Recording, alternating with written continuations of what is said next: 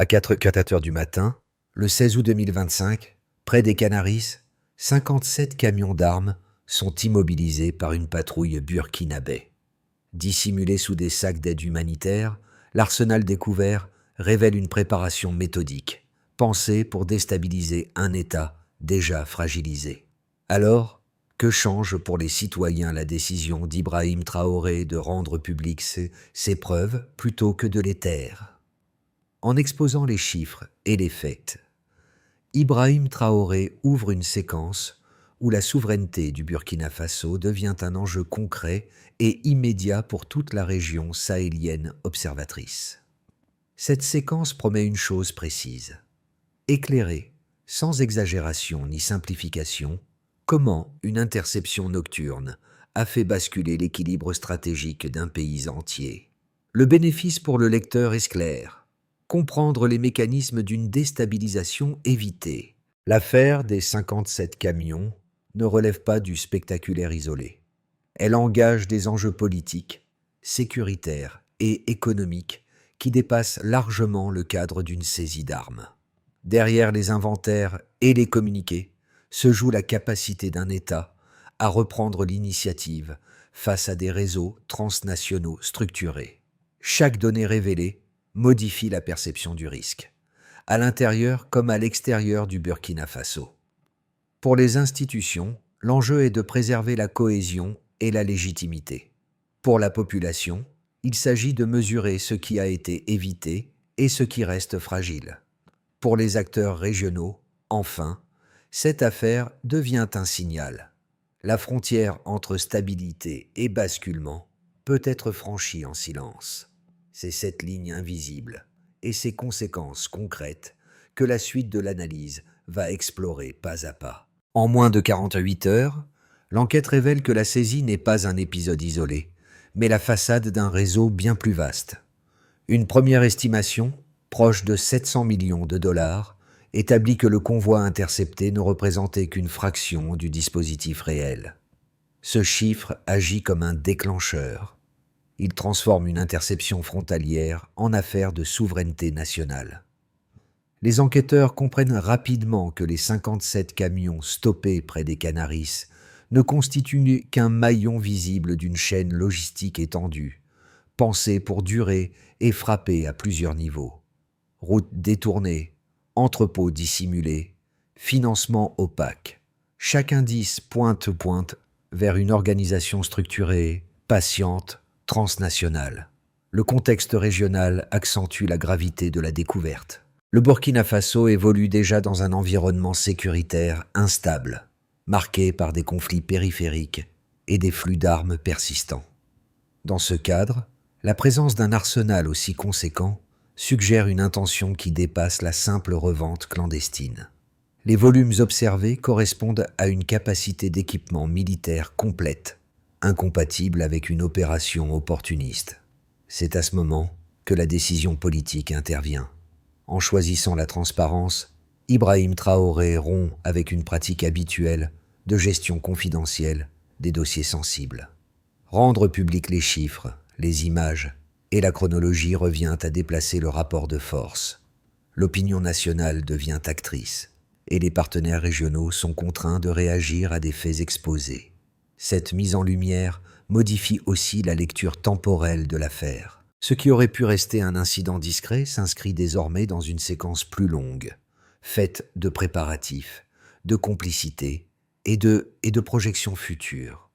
Les premières connexions établies avec des zones de conflit extérieures confirment que le Burkina Faso n'était pas une destination finale, mais une étape stratégique dans un plan plus large. À ce stade, une question s'impose naturellement. Jusqu'où cette mécanique était-elle censée aller si le convoi n'avait pas été arrêté à temps? Au cœur de cette séquence initiale, un nom apparaît comme point d'entrée humain dans une affaire dominée par les chiffres: le capitaine Moussa Kaboré. Lors d'une patrouille nocturne près des Canaries, c'est lui qui remarque un convoi avançant phares éteints, à contre-rythme des circulations habituelles. Ce détail, banal en apparence, déclenche une alerte immédiate et enclenche toute la chaîne décisionnelle. Autour de cet officier, Les premières heures révèlent une mobilisation rapide et fragmentée. Des unités de terrain sécurisent la zone pendant que des techniciens commencent l'inventaire d'urgence. Les communications remontent vers Ouagadougou, où les rapports s'accumulent et dessinent un schéma de plus en plus inquiétant. À ce stade, l'enquête n'a pas encore de visage politique, mais elle a déjà un tempo rapide, tendu, irréversible. Les effets se font sentir presque aussitôt dans les institutions. Des services longtemps cloisonnés sont contraints de travailler ensemble. Les informations circulent plus vite, les doublons disparaissent, et certaines zones d'ombre commencent à se réduire. Cette coopération accélérée révèle en creux les fragilités du système, mais elle montre aussi une capacité d'adaptation rarement observée. Dans ce contexte, la figure d'Ibrahim Traoré s'impose progressivement comme celle qui relie l'alerte de terrain à la lecture stratégique. La saisie n'est plus seulement un succès opérationnel, elle devient un signal politique. Un geste individuel, suivi d'une réaction collective, vient de produire un premier effet mesurable. La question n'est déjà plus ce qui a été arrêté, mais ce qui a été évité. Tout commence par une activation brutale. Dans la nuit du 16 août 2025, l'interception des 57 camions impose une réaction immédiate. La zone est sécurisée, les chauffeurs isolés, les premiers inventaires lancés dans l'urgence. À ce stade, l'objectif est simple: empêcher toute dispersion du matériel et gagner du temps. Les communications cryptées s'enchaînent entre le terrain et Ouagadougou, tandis que des analystes sont mobilisés pour établir un premier schéma cohérent reliant armes, routes et identité. Le basculement intervient dès le lendemain. Les données collectées dépassent les attentes initiales. Les volumes recensés, la diversité de l'arsenal et la cohérence logistique excluent l'hypothèse d'une contrebande opportuniste. Les numéros de série partiellement effacés, restaurés par des spécialistes, renvoient à plusieurs zones de conflit actives. Ce détail technique modifie radicalement la lecture de l'affaire. Le Burkina Faso n'est plus face à un risque diffus, mais à une opération planifiée sur plusieurs continents. C'est dans ce contexte qu'Ibrahim Traoré convoque le Conseil national de sécurité. Autour de la table, militaires et responsables civils prennent la mesure de la situation. Les chiffres circulent, les cartes sont projetées, et une évidence s'impose. L'affaire engage la survie institutionnelle du pays. La décision est prise de réorganiser l'enquête en cellules spécialisées fonctionnant simultanément. Traçage financier, cartographie logistique et interrogatoire ciblé deviennent 3 leviers actionnés en parallèle. La résonance s'amplifie au fil des aveux. Sous pression, un premier suspect révèle l'existence d'entrepôts dissimulés à Ouagadougou. Cette information transforme une enquête frontalière en opération nationale. Des équipes sont redéployées, des perquisitions préparées et les forces spéciales entrent en alerte. Chaque nouvelle donnée alimente un tableau de plus en plus dense, où les pièces s'emboîtent avec une précision inquiétante. Quelques jours plus tard, l'opération coordonnée est lancée à l'aube. Des perquisitions simultanées ciblent les sites identifiés. En quelques heures, plusieurs caches sont découvertes, confirmant que la cargaison interceptée n'était qu'un segment d'un dispositif plus vaste. Les documents saisis révèlent des connexions inattendues, réseaux financiers, relais logistiques, acteurs disposant d'une couverture diplomatique ou économique. À mesure que la chronologie se précise, un enchaînement clair apparaît. Une interception nocturne a bloqué un flux critique. Cette interruption a forcé le réseau à se dévoiler partiellement. En exposant ces faits, Ibrahim Traoré choisit de transformer une crise sécuritaire en séquence politique assumée. L'affaire sort du huis clos institutionnel et devient ainsi tout de suite un récit public, structuré autour de preuves et de temporalité vérifiables. Ce déroulé rapide laisse une impression persistante. Chaque étape franchie a réduit la marge de manœuvre des acteurs impliqués, mais a aussi révélé l'ampleur de ce qui restait en jeu. Au départ, La base de référence est limitée. Le volume d'armes découvert dans les 57 camions interceptés. Très vite, la comparaison avec les données consolidées fait apparaître un écart déterminant. La cargaison stoppée ne représente qu'une part visible d'un dispositif beaucoup plus large, pensé pour fonctionner par étapes successives. D'abord, un indicateur structurant apparaît avec les 25 000 fusils d'assaut de type AK-47 recensés. Ce nombre n'est pas anodin. Il correspond à une capacité d'équipement permettant d'armer des unités entières sur une durée prolongée. Autrement dit, il ne s'agit pas d'un stock destiné à une action ponctuelle, mais d'un volume compatible avec une opération militaire organisée et durable. Ensuite, un chiffre clé s'impose: les 13 millions de cartouches associées à l'arsenal. Cette quantité modifie la lecture stratégique. Elle indique une projection dans le temps, intégrant la logistique du réapprovisionnement et l'anticipation d'engagements répétés. Une telle masse de munitions suppose des flux financiers constants et une coordination rigoureuse entre fournisseurs, transporteurs et interintermédiaires. Enfin, un dernier repère quantifié se dégage à travers l'évaluation financière globale.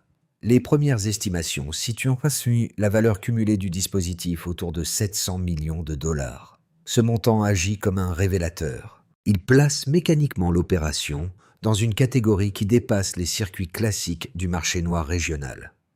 À cette échelle, l'implication d'acteurs disposant de relais institutionnels ou para-institutionnels devient une hypothèse rationnelle, non spéculative. À partir de ces trois repères, les équipes mandatées par Ibrahim Traoré adoptent une approche comparative. Les données balistiques sont confrontées à des bases internationales. Les sérialisations partielles restaurées renvoient à des stocks issus de zones de conflit extérieures. Cette superposition des sources confirme que les flux ne sont ni aléatoires ni opportunistes, mais organisés selon une architecture stable. L'analyse financière renforce ce constat. Les transferts identifiés, fractionnés pour contourner les contrôles classiques, dessinent une trajectoire triangulaire reliant entreprises écrans, structures humanitaires fictives et comptes dissimulés. Le contraste entre les sommes déjà engagées et la valeur totale estimée met en évidence un delta opérationnel significatif. Ce décalage suggère que la cargaison interceptée s'inscrivait dans un calendrier encore incomplet. Pris ensemble, ces éléments chiffrés produisent une lecture cohérente. Ils montrent que le risque auquel le pays a été exposé ne relevait pas de l'improvisation, mais d'un projet calibré, mesuré et financé sur le long terme. En rendant ces données publiques, Ibrahim Traoré ne se contente pas de dévoiler des chiffres. Il impose un cadre d'interprétation fondé sur des écarts mesurables et des comparaisons vérifiables. La question n'est alors plus celle de l'ampleur, désormais établie, mais celle de la trajectoire, qui aurait suivi sans cette rupture initiale. Deux objections structurées émergent rapidement dans le débat public et méritent d'être examinées sans caricature. La première avance que l'affaire pourrait relever d'une mise en scène politique destinée à consolider le pouvoir en place. Selon cette lecture, la circulation d'armes dans le Sahel étant ancienne et diffuse, l'interception des 57 camions ne prouverait pas l'existence d'un complot coordonné. Elle serait, au mieux, un épisode amplifié pour détourner l'attention des difficultés économiques et sociales internes. La seconde objection se veut plus technique. Elle affirme que la diversité des provenances identifiées, Libye, Yémen, Europe de l'Est, ne démontre pas une centralisation, mais au contraire une fragmentation habituelle du marché clandestin. Des cargaisons distinctes pourraient converger vers une même zone, sans coordination réelle, par simple opportunité logistique. Dans cette optique, parler d'un projet structuré de déstabilisation relèverait d'une extrapolation hâtive. Ces deux positions gagnent ainsi en crédibilité lorsqu'elles sont formulées avec prudence. Elles rappellent que le Sahel est traversé par des flux multiples et que la tentation de surinterpréter existe toujours dans un contexte de crise. Mais elles rencontrent des limites dès lors que l'on confronte les hypothèses aux éléments vérifiés de l'enquête. Les analyses balistiques montrent que plusieurs armes interceptées ont déjà été utilisées sur d'autres théâtres de conflit avant d'être reconditionnées. Ce point exclut l'idée d'un simple agrégat aléatoire. Les flux financiers identifiés, fractionnés mais réguliers, dessinent une architecture cohérente qui suppose une coordination centrale.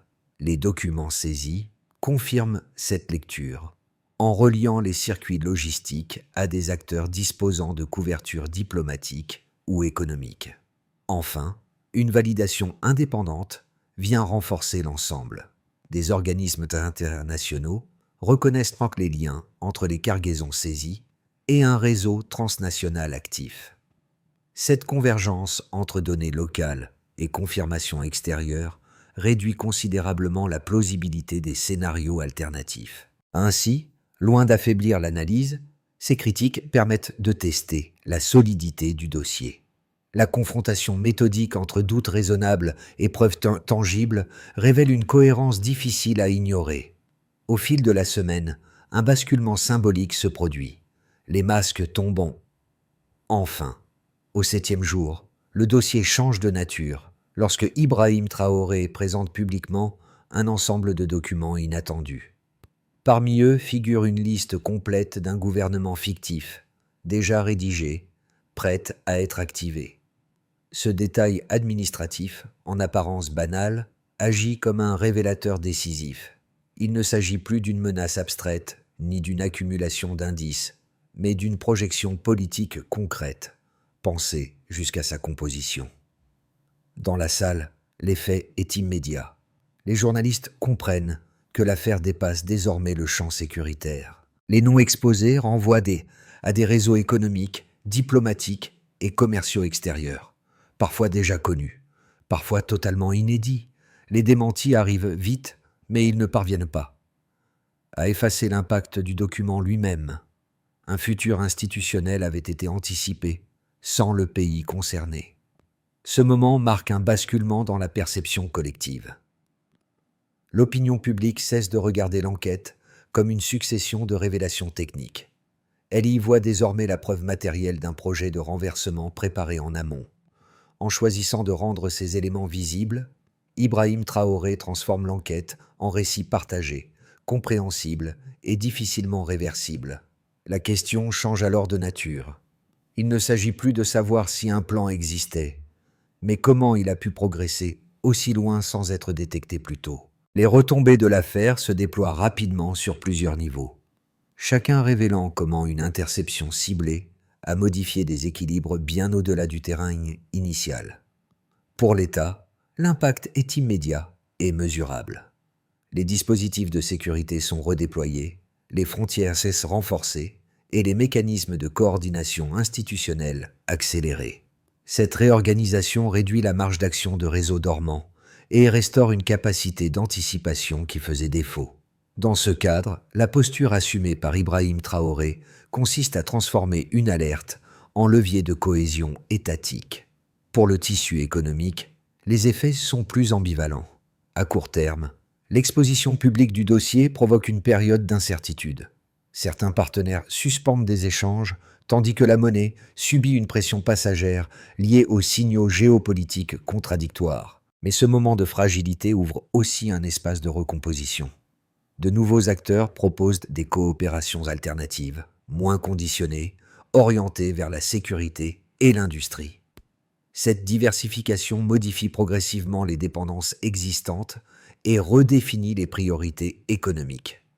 Du côté de la population, l'impact est avant tout perceptif et social. Ce qui aurait pu rester un événement lointain devient une preuve tangible qu'un basculement a été évité. Dans les villes comme dans les zones rurales, les discussions changent de registre. La menace n'est plus abstraite, elle est datée, localisée, documentée. Cette prise de conscience renforce un sentiment de vigilance collective et réactive des formes de participation civique, parfois discrètes mais constantes. À l'échelle régionale, l'affaire agit comme un signal d'alerte. Les pays voisins ajustent leurs propres dispositifs de contrôle, renforce la surveillance des corridors commerciaux et échange davantage d'informations.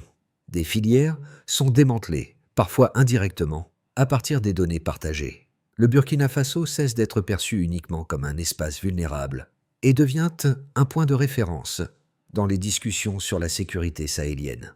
Cette évolution modifie les équilibres diplomatiques et oblige plusieurs acteurs à clarifier leur position. Enfin, sur le plan symbolique, l'effet est durable. La décision d'Ibrahim Traoré de rendre publics les éléments clés crée un précédent. Elle montre qu'une gestion transparente peut déplacer le rapport de force narratif en réduisant l'espace de la rumeur et de la manipulation. Cette dimension immatérielle pèse autant que les mesures concrètes, car elle structure la manière dont l'événement est intégré dans la mémoire collective. Pris ensemble, ces effets dessinent une réalité simple. Une seule interception a produit des conséquences multiples, touchant l'État, l'économie, la société et la région. Ce n'est plus seulement ce qui a été empêché qui compte, mais ce qui a été transformé dans la foulée. À partir des éléments établis, 3 trajectoires cohérentes se dessinent pour les 6 à 12 prochains mois. Elles ne préjugent pas de probabilité, mais offrent des cadres de lecture permettant d'anticiper les effets des décisions prises après la crise. Dans un scénario de base, le pays entre dans une phase de consolidation prudente. Les procédures judiciaires avancent progressivement grâce aux documents saisis, fournissant un socle solide pour établir les responsabilités. Les mesures de sécurité renforcées se stabilisent et limitent les infiltrations. Sur le plan économique, la période de turbulence initiale s'atténue à mesure que de nouveaux équilibres commerciaux se mettent en place.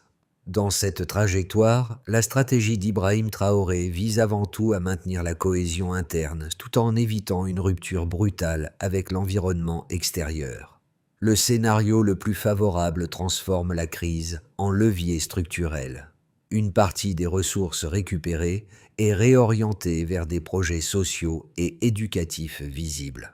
Ce choix symbolique modifie la perception de l'opération, qui cesse d'être uniquement sécuritaire pour devenir un projet de reconstruction. Dans cette dynamique, le Burkina Faso renforce ses partenariats régionaux et pose les bases d'une coopération plus autonome. La narration collective évolue. La crise devient une référence fondatrice plutôt qu'un simple épisode défensif. Un scénario plus contraint reste toutefois envisageable. Des pressions géopolitiques accrues se traduisent par des sanctions prolongées ou des campagnes de désinformation ciblées. L'économie subit alors une tension durable et la cohésion sociale est mise à l'épreuve. Pourtant, même dans cette hypothèse, le précédent créé limite les marges de manœuvre des acteurs hostiles. La population, désormais informée, développe une vigilance accrue qui réduit l'efficacité des stratégies indirectes. Ces 3 trajectoires convergent vers une même recommandation de lecture. La stabilité à venir dépendra moins de la gravité de la menace initiale que de la capacité à transformer une alerte en orientation stratégique, claire, lisible et partagée. Au-delà des institutions, l'affaire touche directement des groupes sociaux aux attentes très différentes. Pour les familles urbaines, l'interception des camions cesse d'être une information abstraite. Elle devient la preuve concrète qu'un basculement violent a été évité de peu. Dans les quartiers, les conversations se déplacent vers des questions très pratiques. Sécurité quotidienne, continuité des services publics, avenir des enfants. La menace prend une forme compréhensible, ce qui renforce l'attention portée aux décisions collectives. Chez les jeunes, l'épisode agit comme un déclencheur de réflexion. Dans les écoles et les espaces de débat, l'affaire sert de support pour discuter de souveraineté, de responsabilité et de choix politiques. Certains y voient un appel à l'engagement civique, d'autres une incitation à mieux comprendre les mécanismes d'influence extérieure. Cette appropriation ne se traduit pas toujours par des actions visibles, mais elle modifie le rapport à l'information et à l'autorité. Les anciens militaires et agents de sécurité perçoivent l'événement autrement. Pour eux, s'il résonne, et avec des décennies d'instabilité et de promesses inachevées. La reconnaissance publique du travail de terrain, ainsi que la mise en cohérence des institutions, produisent un effet de réparation symbolique. L'idée qu'une alerte locale puisse être prise au sérieux au plus haut niveau réinstalle une forme de confiance professionnelle. Dans les zones rurales, souvent éloignées des centres décisionnels, l'impact est plus diffus, mais réel. L'affaire rappelle que la stabilité nationale dépend aussi de gestes discrets. Surveillance des axes, transmission d'informations, coopération avec les forces locales. Cette prise de conscience renforce l'idée que la sécurité n'est pas uniquement une affaire d'élite, mais un effort partagé. Pris ensemble, ces réactions montrent que l'événement ne se limite pas à un succès opérationnel. Il redessine la manière dont différentes composantes de la société se projettent dans l'avenir commun. Pour transformer une interception réussie en stabilité durable, les autorités définissent une feuille de route structurée autour de plusieurs leviers complémentaires. D'abord, il est question de la sécurisation des frontières. Des unités mixtes sont déployées, combinant surveillance technologique, présence humaine renforcée et coopération avec les communautés locales. L'objectif est double: réduire les infiltrations et raccourcir le temps de réaction face aux signaux faibles. Ensuite, un autre levier porte sur la gestion du matériel saisi.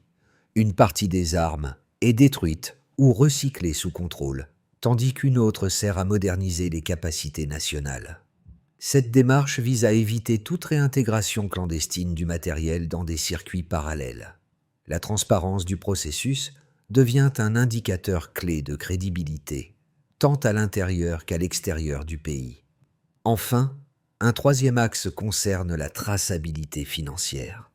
Les flux identifiés sont documentés, centralisés et suivis dans le temps. Chaque ressource récupérée est officiellement affectée à des secteurs précis, notamment l'éducation et la santé. Ce choix répond à une logique simple: convertir une menace sécuritaire en bénéfice social mesurable. Sous l'impulsion d'Ibrahim Traoré, cette orientation est présentée comme un signal de rupture avec les pratiques opaques du passé. À cela s'ajoute un levier touchant à la diplomatie régionale. Le Burkina Faso cherche à consolider des alliances fondées sur la coopération sécuritaire et le partage d'informations, plutôt que sur des dépendances asymétriques. Le succès de cette démarche se mesure à la continuité des échanges et à la capacité à parler d'une voix cohérente dans les instances africaines. Enfin, la communication publique constitue un axe transversal. Informer régulièrement, avant que les rumeurs ne s'installent, devient une stratégie à part entière. L'enjeu n'est pas seulement de convaincre, mais de maintenir une compréhension partagée des objectifs et des contraintes. Cette feuille de route ne garantit pas l'absence de tensions futures. Elle fixe cependant un cadre lisible, où chaque étape peut être évaluée et ajustée. 1 an après les faits, le point de départ de toute cette séquence reste étonnamment simple. Une route sombre, un convoi inhabituel, une décision prise en quelques minutes. Le geste initial du capitaine Musa Kaboré, presque invisible sur le moment, apparaît rétrospectivement comme la charnière d'un basculement évité. Autour de cette scène discrète s'est construit un récit national qui dépasse largement les inventaires et les rapports. Dans les cérémonies officielles, comme dans les discussions ordinaires, cette nuit revient comme un repère. Elle incarne l'idée qu'une vigilance individuelle peut produire des effets collectifs durables. Les images des armes saisies, puis transformées, circulent encore comme des symboles d'un danger neutralisé et d'une possibilité retrouvée. Ce sont moins les chiffres qui marquent les esprits que la cohérence du chemin parcouru. La posture adoptée par Ibrahim Traoré s'inscrit dans ce rappel. En assumant publiquement chaque étape, il a relié l'alerte du terrain à une vision politique lisible. Cette continuité donne au récit sa force émotionnelle, un enchaînement de décisions précises, prises sous contrainte, mais orientées vers la préservation du collectif. Une phrase résume ce fil conducteur: la souveraineté naît d'une lucidité assumée. Ce rappel n'efface ni les fragilités ni les incertitudes à venir. Il offre cependant un point d'ancrage commun, autour duquel une société peut se projeter sans renier ce qu'elle a traversé. Ce récit dépasse le cadre d'un événement national. Il interroge la manière dont une société réagit lorsqu'elle essaie confrontée à une menace silencieuse, documentée mais longtemps invisible. Les décisions prises, les preuves rendues publiques et la temporalité assumée composent une leçon qui ne s'adresse pas uniquement aux responsables politiques ou aux experts en sécurité. Elle concerne toute personne attentive à la façon dont se construit la stabilité collective. Observer cette séquence, c'est aussi réfléchir à ce qui fait la solidité d'un État. Est-ce la seule accumulation de moyens ou la capacité à transformer une alerte en compréhension partagée? En exposant les faits et en acceptant le débat, Ibrahim Traoré a choisi une voie où la transparence devient un outil de gouvernance et non un risque à éviter. Rien n'indique que les tensions disparaîtront durablement. Mais cette expérience pose un repère clair. Une société informée dispose de marges de choix plus larges qu'une société tenue à l'écart. La question reste ouverte et elle vaut au-delà du Burkina Faso. Comment, selon vous, une telle lucidité collective peut-elle être entretenue dans le temps sans céder à la peur ni à l'oubli?